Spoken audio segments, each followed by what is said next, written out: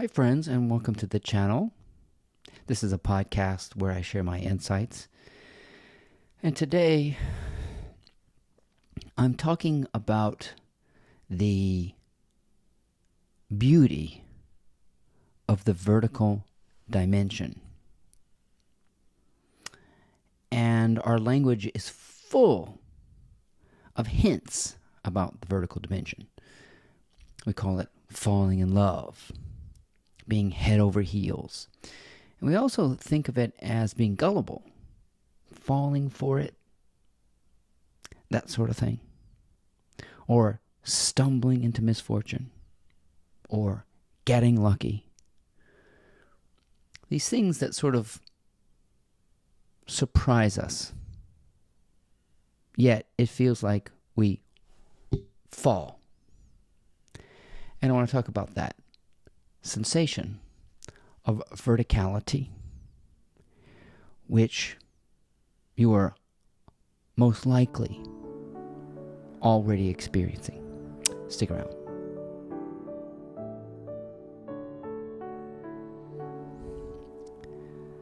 The vertical dimension is something that you overlook in your horizontal pilgrimage. You will know that you're on a horizontal pilgrimage if you're excited to get there. You're looking forward to some special goal.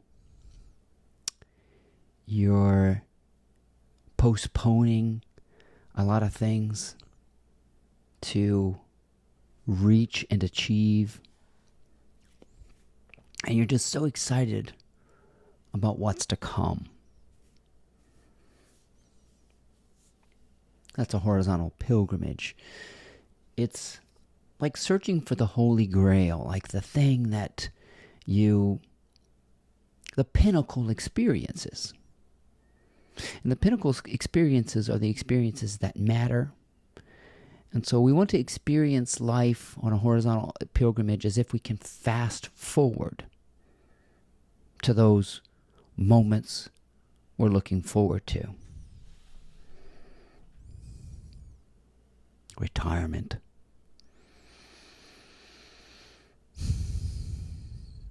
Winning the lottery is a really good Holy Grail horizontal pilgrimage to the land of milk and honey. That if I could just get those numbers, mathematically, my issues would magically do an about face. I would find the Holy Grail. The peak of existence. Until then, I shall drudge and strive and wear myself out on my horizontal pilgrimage. And so a lot of the early Christians took pilgrimages. So that's why I'm calling it pilgrimage, because they would walk on their knees. The entire route of the Santiago de Compostela is a whole idea of reaching the place where God is, the boss. And when we get there, we're enlightened. We find the boss, the governing authority. And we tell everybody about this peak experience. And you gotta go and do this. And they tell stories about it, miraculous healings and that sort of thing.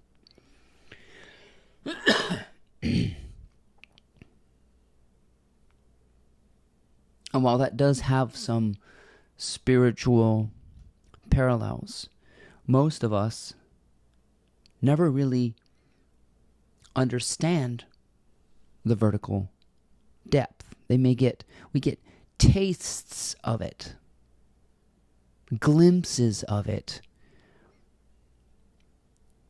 but we never really understand the contact of what I'm calling the vertical dimension. It doesn't have a name.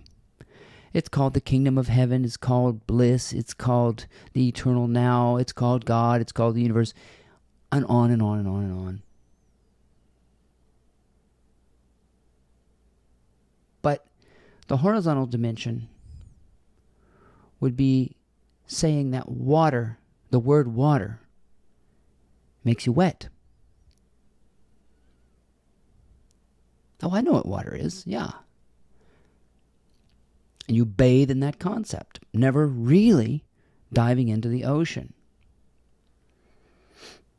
Never experiencing the spirit of truth, equanimity, homeostasis, this stability that is described in spiritual teaching. It's even described as bliss.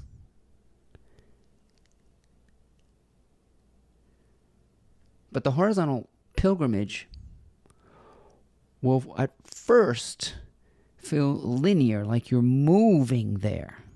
You're getting to your enlightenment. You're getting to your salvation. You're getting to your born-again experience. That's still a means to an end. And all this stuff is confusing to the person who only knows the horizontal dimension.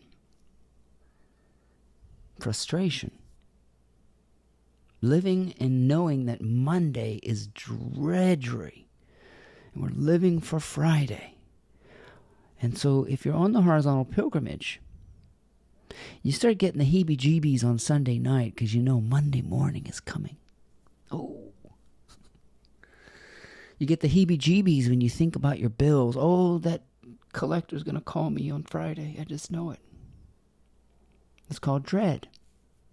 And in a way, dread is a horizontal pilgrimage. It's that feeling of complete and total emptiness and craziness when there's nothing going on. And that feeling that you have to do something. That's a horizontal pilgrimage. Got to do something. This moment is just, oh man, I got to fast forward. Or you hear talk like, oh, I just got to get through this. If I could just get through this.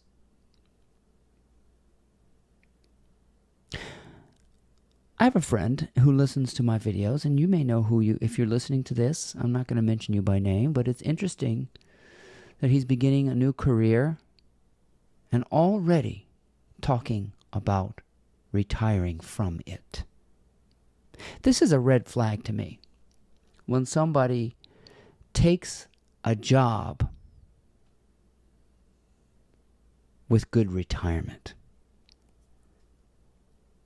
That's a horizontal pilgrimage. Yours truly has been on the horizontal pilgrimage. And what I've discovered in that linear way of moving through life, the stuff in the middle was crap. The simple things, so-called. The average day, so-called. And the horizontal dimension, or the entire journey, takes you to what I call the outer fringe. And if you imagine the most remote parts of the outer universe, which is arguably far-reaching, you will experience, if you could just like get in your spaceship and go all the way to the edge of the universe, if there is one, to the event horizon, let's put it that way, as far as our telescopes can see. Can you imagine how cold and desolate that horizontal journey away from the earth would be? It would take you hundreds of millions of light years to get there, first of all. And you would be so remotely disconnected from where it's at. Planet Earth, the ground of all being. And you realize, gosh, this event horizon that I'm trying, this holy grail, this moment, living for Friday, taking a job for retirement, doing something for money,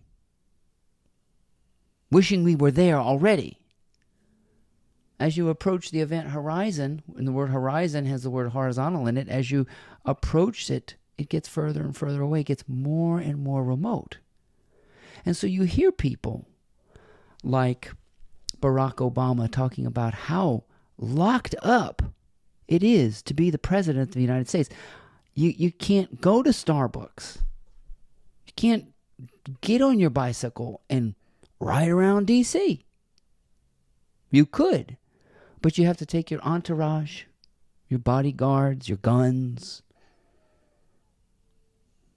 How utterly lonely at the so-called top of your horizontal pilgrimage. You've become the boss of the country, so to speak. Can you imagine how isolating it would be to be the most recognized figure in the world? I don't envy Elon Musk at all. And he's often put on a pedestal as the example of success. That's the epitome of a horizontal journey. You can't go to Starbucks. You can't take a walk down the street without your bodyguards, your motorcade. Yet, you're as far as you can go on a horizontal journey.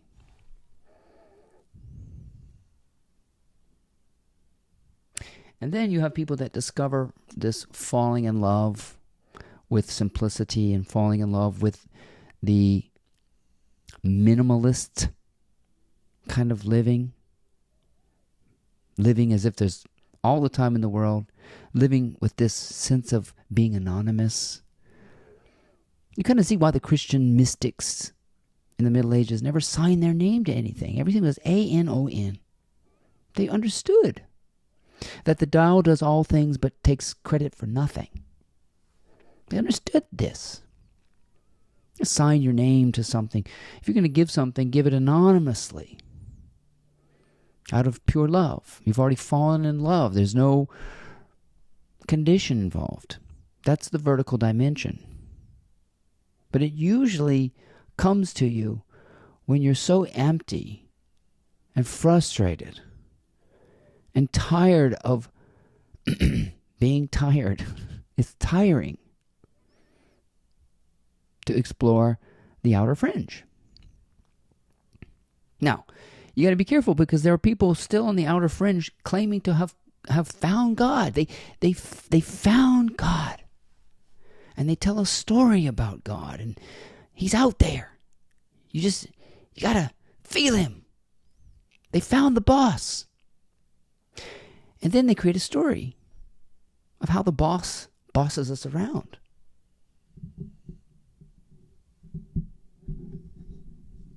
There's no boss, and there's no bossing around. Yet the universe has an implicate order, an underlying unity that's completely trustworthy.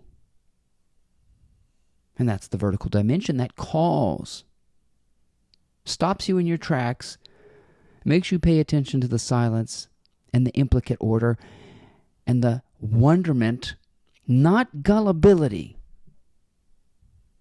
Gullibility is falling for tricks and hoaxes and incantations and rabbit's foots and prayers and the stories of God, so-called the boss. And the boss needs our help. Yet we are the boss in a universe that needs no bossing around. And many people think Jesus was the boss's son in that regard. He was the second in command in this sovereign government ruled by a king. So our view of the universe is of a monarchy with a ruling authority. And wayward people that are going to be put in their place. Not realizing that we're falling for the individual. We're falling for our own trick. In a way, who is being deceived if the deceiver is the same? You see?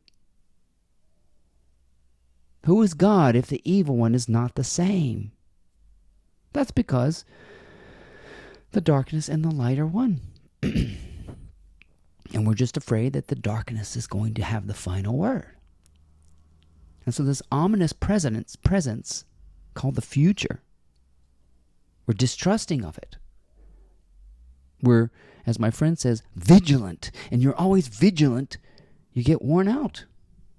You realize you can trust it. You can trust everyone, everything, everywhere, even death.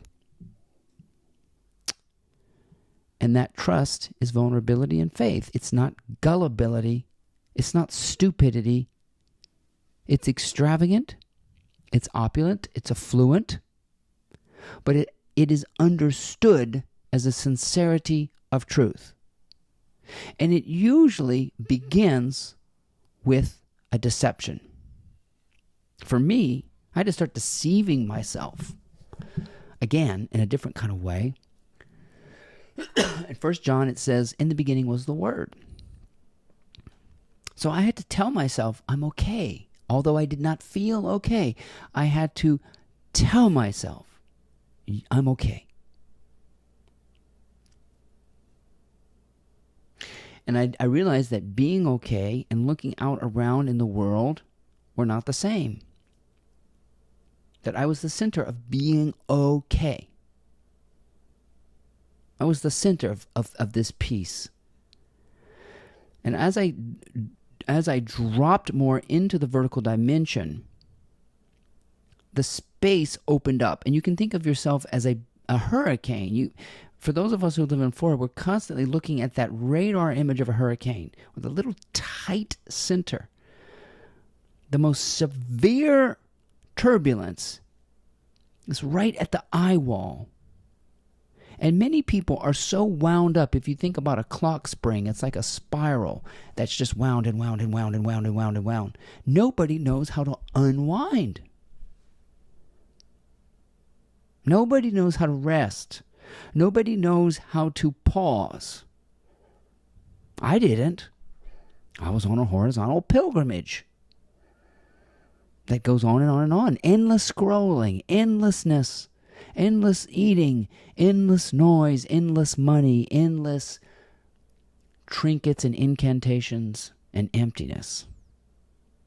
And when you touch the vertical dimension, when you actually experience it as you begin to recognize it when it speaks, when it cooks, when it paints. My grandmother, simple lady, could cook something. And that vertical dimension that she just loved me so much. I could taste the love grafted onto the food.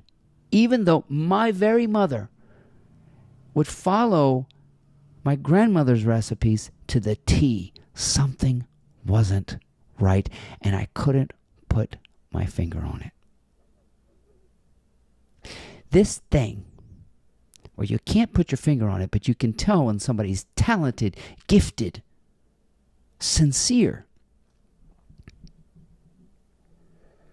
You begin to see that's the trademark of verticality. It's grafted onto the speaker, and everything they touch is dripping with this sincerity. And you wonder, what is that? I can't put my finger on it. But I taste the joy. I taste the heavenly succulence, dripping with milk and honey and succulence. We could probably teach AI to take a painting by Monet and analyze every brushstroke, every color, every kind of thing, and you'd still know the difference between the forgery and the real thing. And the vertical dimension helps you see the difference between the so-called forgery and the real thing, but the good news is the forgery and the real thing are two sides of the same energy.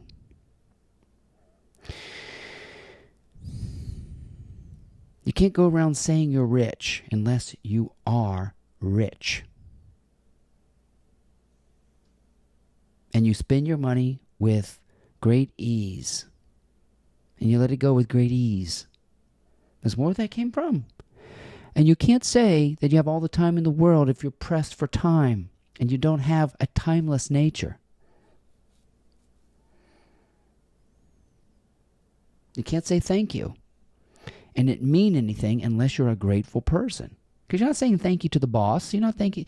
Appreciation is an expressionless entity that resides within you. It is a state of being, appreciation. It's wonderment. It's awe. It's openness. And it's permission. That's what it is. It's permission from the verticality to come back into the horizontal dimension, and do your best to describe what was revealed to you. Can't put your finger on it. How something goes viral. How something blows up. How something becomes a sensation. That's because you can't reverse engineer it in the horizontal dimension. That happens in the vertical dimension, and that's called magic. It's called, I can't put my finger on it. It's called two people can make the same meal, and you can taste which one was grandmother's. And recognizing the impression, the trademark of truth, which comes out in everything it touches, says, and does.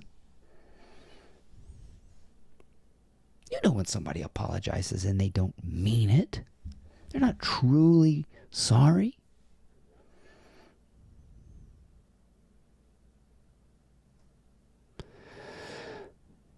That's what I'm talking about. Is recognizing when the vertical dimension is talking. Because you know why? It feels like it's directed right into your epicenter, into your core, the inner core. Not the outer fringe, the inner core. That eye of the storm that opens up and you fall in love with yourself. Your truth. And the storms around the eye don't pull you in anymore and say, we're getting there. Oh, one day. And you don't accept the invitation to fight or to prove yourself or to speak over your neighbor or to see anybody as an adversary or an obstacle. And as quickly as you can notice that you've turned something into an enemy, you drop it. And that flexibility, that pliability, allows you to be vigilant with no tension. Vigilant is paranoid. Wears you out. Poise. Readiness. Suppleness. Yeah, you might get punched, but if you're supple, it won't hurt and sting and smart. You've learned to be open, like the ocean. And if somebody takes something from you, it's like taking a cup of water from the ocean. It doesn't matter. If somebody punches you, it's like punching the ocean. You won't even feel it anymore. There will be no personal attachment to the horizontal dimension at all. And that's when you're truly falling in love into an infinite, bottomless bliss that remains with you and as you and through you and all around you. That's why Jesus was always saying, the kingdom of heaven is near. And the disciples will say, where is it? How do we get there? And he said, no, the kingdom of heaven is now. It's within. Okay, show us. He said, well, you can't point to it. You can't put your finger on it. You see. But one of the best analogies is that it's like yeast worked through the dough. It's like salt dissolved in the water. You know the salt is there, but you can't take the salt out of the water. The salt and the water are together. It's salty water.